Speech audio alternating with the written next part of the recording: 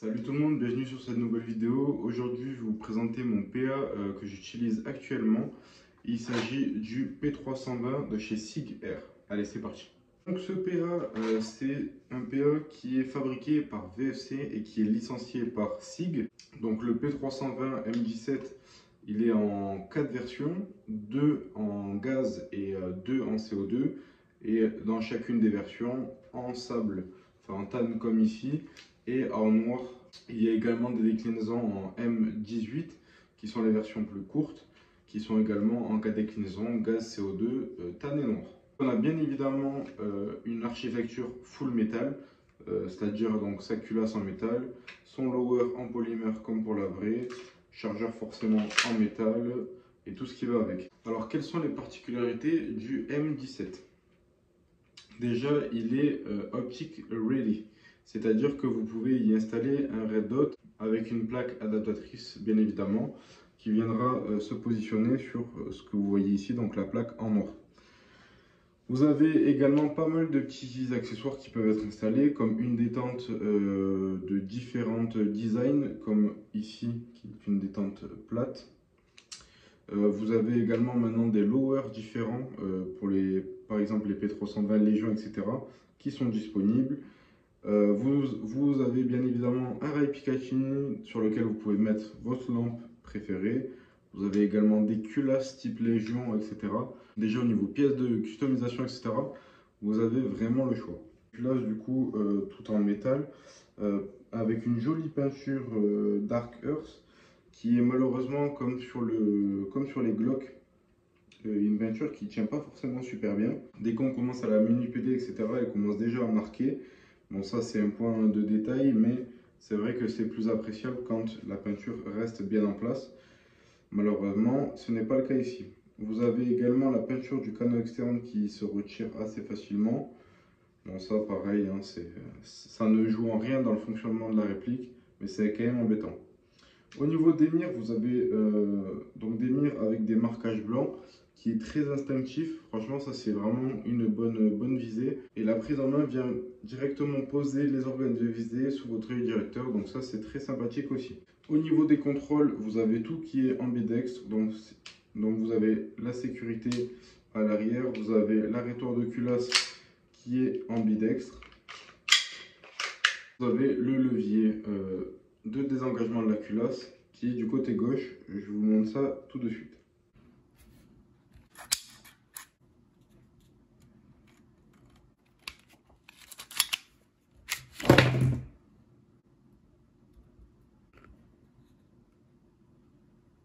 Vous avez également le bouton d'éjection du chargeur qui, à mon avis, peut se changer de place car il est exactement du même profil des deux côtés. Donc ça, c'est à vous de vous renseigner si vous êtes gaucher, mais je pense que ça peut être interchangeable. Il y a aussi le système de réglage du pop qui se fait de l'extérieur directement avec la tige guide du ressort récupérateur.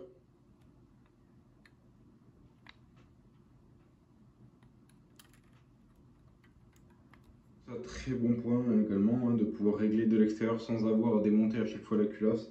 Surtout que dans des intersaisons, des choses comme ça, des fois il fait plus frais le matin. Donc le jeu un peu est chaud. L'après-midi, il faut régler parce qu'on l'a resserré, etc. Bon bref, ça implique pas mal de petits changements. Le fait que ce soit réglable de l'extérieur, c'est vraiment une très bonne chose. Au niveau des chargeurs maintenant, vous avez donc des chargeurs en deux tailles disponibles. Chargeurs dits longs qui sont en fait les chargeurs CO2. Donc comme vous pouvez voir ici, vous avez la cartouche de CO2. Alors, en soi, les chargeurs sont plutôt pas mal. Il y a quelques petites choses à y redire quand même. Déjà, au niveau du remplissage des billes.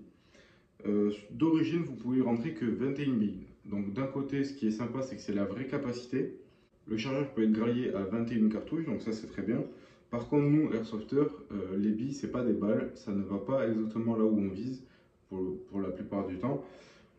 Donc, on peut faire une modification que vous pouvez retrouver sur ma chaîne YouTube dans un short. Donc ça, c'est un premier point. Le second point qui est à noter, c'est au niveau des becs de chargeur.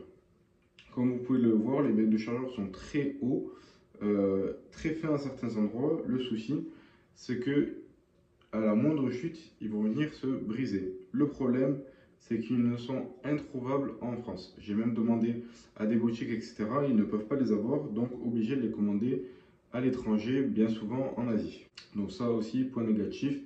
Après, si vous ne faites pas tomber vos chargeurs, tant mieux. Moi, malheureusement, j'ai pas eu de chance et c'est tombé sur le bec et ça a cassé. Là où sur les chargeurs de Glock, je les jetais des fois par terre volontairement.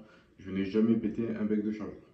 Au niveau performance, honnêtement, les performances sont vraiment très bonnes d'origine. Le joint up fait un appui bien plat, bien large, ce qui fait que les billes partent vraiment proprement. Là, franchement, il n'y a rien à dire. En plus, il y a le réglage du up qui est à l'extérieur, donc ça, vraiment top du top. Au niveau performance, etc., c'est vraiment très bon. La détente également est super bonne. En fait, on arrive sur un point dur jusqu'à nous amener au mur. Et c'est très court, le reset est très court.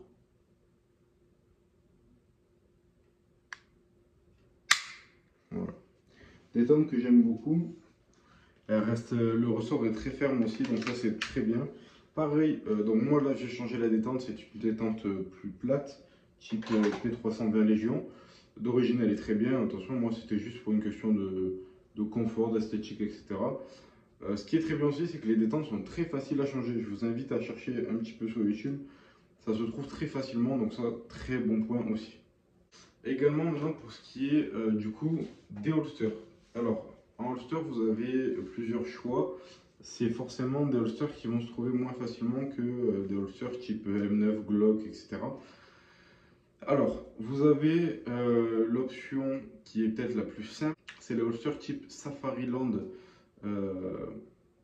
qu'on voit un peu partout en multicam, en RG, etc. Qui sont faits pour les Glock plus lampe. Alors, ne me demandez pas pourquoi, mais c'est compatible avec les P320. Bien sûr, vous ne mettez pas de lampe, etc., mais ça va venir se verrouiller dedans. Sinon, vous avez les sociétés qui font du Kydex, qui pourront vous trouver des holsters, enfin, qui pourront vous faire des holsters sur mesure. Sinon, vous avez ces holsters type Safariland aussi, qui sont des Safariland un peu plus récents, si je ne dis pas de bêtises. Moi, je l'ai trouvé sur Weapon 762. Voilà, donc c'est un shop qui est en Espagne. Qui ont pas mal de matos. Alors faites attention, c'est souvent hors stock. Par contre, ils ont des holsters P320.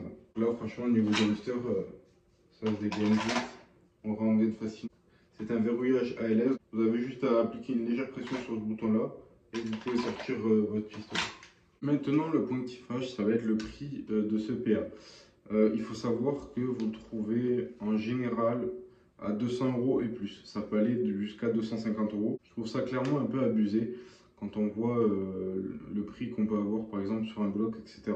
Après là, faut pas oublier que c'est donc sous licence, que c'est de la production VFC, donc franchement la qualité de fabrication est là. Et 200 € pour un PA, ça commence à faire, en sachant qu'on peut avoir des AEG pour à peu près ce prix-là et avec des AEG maintenant assez corrects. Maintenant, après ça, c'est à vous de voir si vous voulez mettre autant dans un PA ou pas. Au niveau du kick et du bruit, du coup, c'est quand même un PA qui est très présent. Vous avez un kick bien sec avec un gros bruit de claquement. Donc, comme pour la plupart des PA VFC, vous allez voir que ça kick vraiment bien. Donc là, pas de billes ici. Pas de billes dans la chambre. Donc là, je tire vers un mur. Il n'y aura pas de rebond, quoi que ce soit. C'est pour ça que je ne mets pas de lunettes.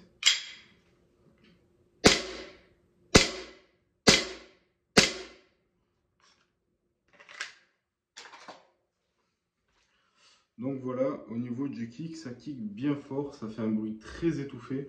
Je pense même que la caméra a dû baisser un petit peu le volume. Donc voilà, j'espère que cette vidéo vous aura plu, cette vidéo un peu où je survole la réplique et j'en parle. Bien évidemment, si vous avez des questions pointues ou pas sur cette réplique, n'hésitez pas à me les poser en commentaire. Et puis je vous dis à la prochaine pour une prochaine vidéo. Ciao tout le monde.